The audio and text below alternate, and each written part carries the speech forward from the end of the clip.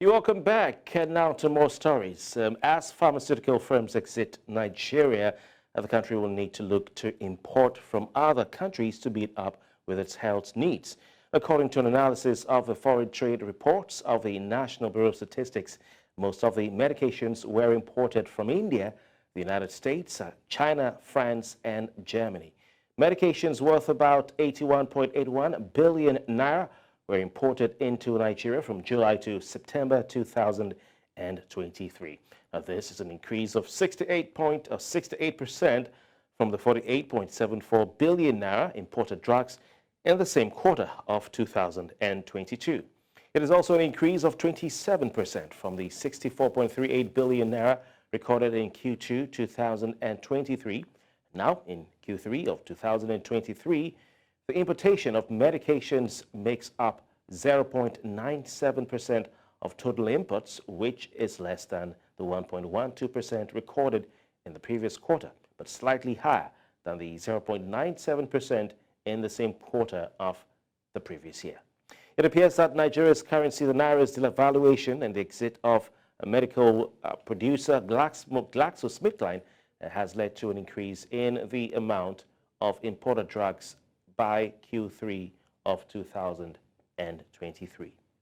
Now, to discuss this development, quite important one, we're joined by Abimbola Adebakin, founder and chief executive officer of Advantage Health Nigeria. Well, it's great to have you. Thank you very much for your time. Thank you very much for having me. Nigerians are really concerned about the skyrocketing cost of medications.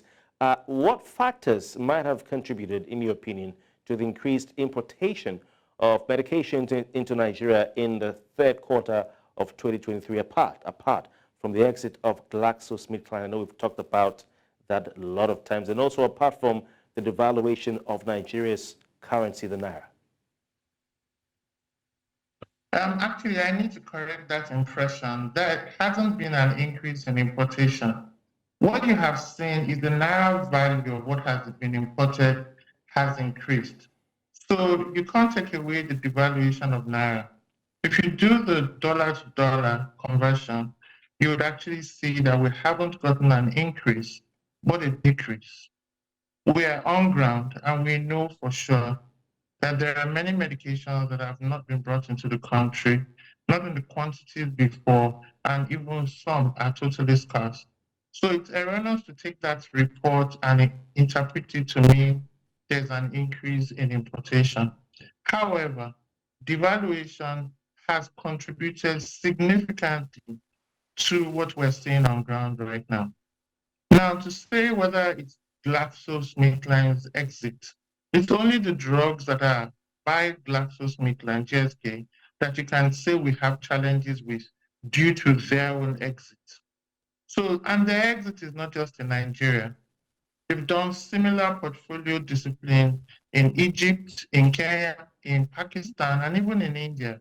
So it isn't peculiar to Nigeria alone, but we can talk about that some more. I think the challenges we're having are numerous, and they're not one factor. Devaluation is, however, a huge, big factor, and we must tackle the impact on drug importation. Quite interesting, Abimbola. How about this increased reliance on drug imports? If you're saying it's the Naira value, but of course for the drugs that were produced in Nigeria by GlaxoSmith, I'm sure if you can't find in the country, you would have to import them. Wouldn't you say so? If you agree, the increased reliance on drug imports from countries like India, United States, China, France, Germany, with the exit of some of these companies, not only GlaxoSmithKline, is it that we're having local, companies filling the gap, or we're having Nigerian companies looking to import these drugs from outside to fill in that gap? So if there's an increase in that regard, how will this impact on Nigeria's pharmaceutical industry in the long term? So Nigerians have been listening but not quite acting on the clarion call by pharmacists for decades. We have said over and over that we have an unhealthy vulnerability to importation of medicines, particularly from Asia. COVID showed us that if those countries were to say, you know what, we don't have enough for our own citizens, let's stop exporting to you, Africa as a whole will suffer. We do not have a reliance on our own local production. Nigeria, for example, we started to produce just 30%. In some quarters, you will hear 40%. But we produce very little of what we consume.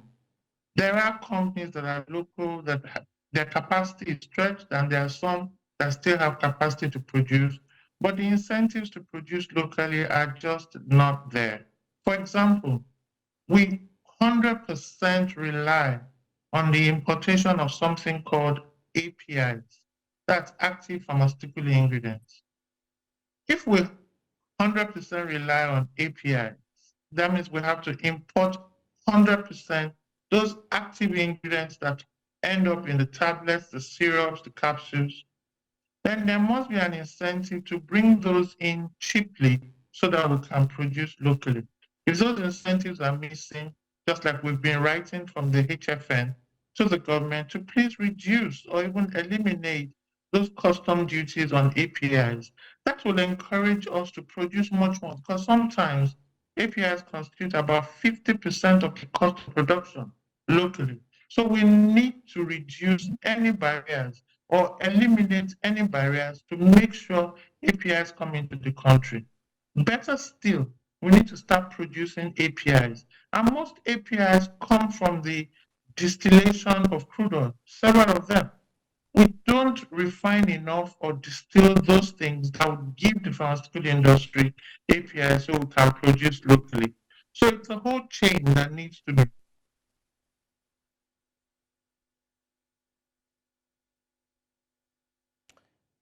Right, Abimbola, I don't know if you can hear us, but interesting thoughts you're sharing with us. If you can hear me, Abimbola, we lost you a few seconds ago, but for those who are tuning in, we have a bit of a technical glitch with that connection. We'll get back to Abimbola as time permits us, but she's talking about active pharmaceutical ingredients, and of course, she's been telling us how we can overcome some of the challenges to ensure we have local capacity and producing these ingredients for our pharmaceuticals. Abimbola, are you there, please?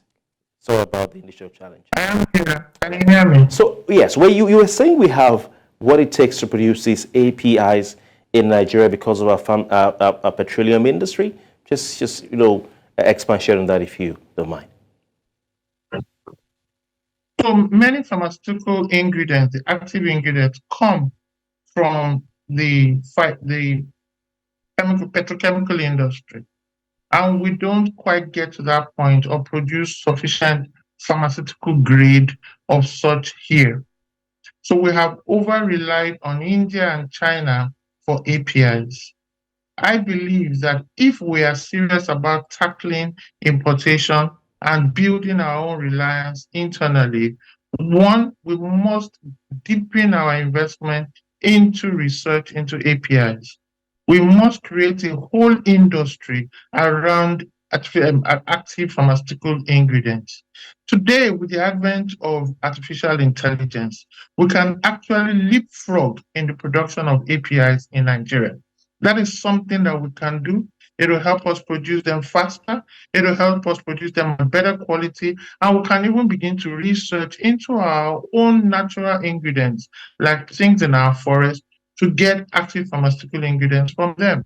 Those molecules, I believe, are here, but we have not tapped in, we have not researched. So that's one leg. We must deepen investments at that very high end of the value chain. The next area we must tackle are things that are excipients, like starch. Starch, we import pharmaceutical grade starch into Nigeria. We must look into our starch industry from agri and begin to refine it and produce pharmaceutical grade starch. There are other things that go into drugs, like gum arabic and so on. We have them, but we have in raw form. So we export those things and then import finished pharmaceutical grade ones. It's unsustainable. So if Nigeria is to be great regarding, slowing down on importation, there's a whole work that has to be done up the value chain before we get to production. But I'm saying that even those that are producing are trying right now. Emzor, Feedsin, drug field, there are several that are beginning to manufacture levels that are exporting to the whole of West Africa. We need much more in that space. And then all of the logistics and supply chain integrity that will get it to the last mile and make sure it gets to people also need to be handled. So the whole value chain needs a lot of attention before we can say we can strengthen our drug manufacturing in Nigeria. Interesting. A lot of food for thought there. But considering the, fluctuating percentages of medication imports, when compared to the total percentage of imports in the country, particularly we're looking at Q3 2023 and the previous quarters. What strategies can Nigeria implement to stabilize or optimize its pharmaceutical import dynamics? Are there regulatory or trade policies that we can reevaluate to manage these fluctuations more effectively? Unfortunately, I'm not an economist. I'm a pharmacist. All right. So I can only speak to medication prices, Yes. and production Okay. and distribution. Abimbola, I have a quick fire question for you. Now Nigerians are Okay. saying they're finding it difficult Abimbola, I'm told we don't have too much time, so I'd like to thank you for giving us a lot of food for thought, and hopefully we will have more time to look at some of these things as time goes on. Thank you very much for your time. Thank you for having me.